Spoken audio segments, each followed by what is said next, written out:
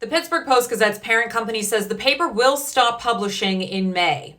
Where does your Pennsylvania lawmaker stand on strikes in Venezuela? This and more in the Week in Focus for the Pennsylvania Capital Star. First up, after a years-long legal battle with its newsroom union, the Pittsburgh Post-Gazette's parent company says the paper will close in May, affecting both the print and digital operations. Parent company Block Communications says the decision was driven by recent court rulings against the Post-Gazette and in favor of the newsroom union. The PG was founded in the 18th century as the Pittsburgh Gazette and is the oldest newspaper west of the Allegheny Mountains. Now, this comes after the Post-Gazette lost a major legal battle with the Newspaper Guild of Pittsburgh, representing workers who were on strike for more than 3 years. The company says court rulings would force it to operate under a 2014 union contract it calls outdated, and claims it's lost more than $350 million over the past 20 years. The announcement landed the same day the United States Supreme Court refused to block a lower court order restoring that contract. The president of the National News Guild says the owners would rather destroy a long-standing newspaper than follow federal labor law,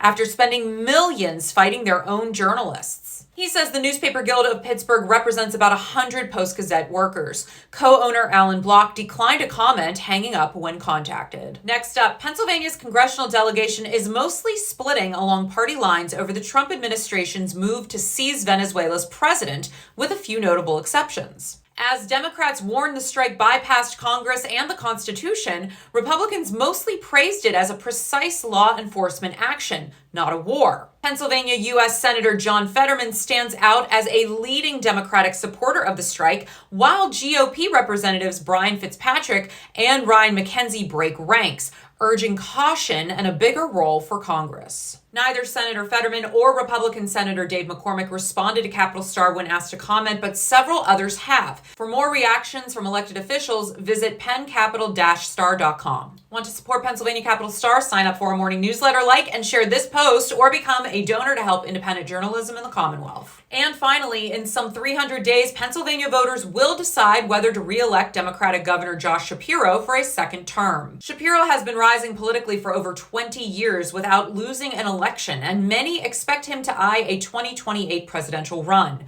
Voters will judge his record, from 3 late budgets to a sexual harassment scandal involving a top aide, but experts say he has broad appeal. Shapiro's likely November opponent is Republican State Treasurer Stacey Garrity, a retired Army officer and business executive in her second term managing Pennsylvania's finances. I'm Natalie Bencavanga, and this was your Week in Focus.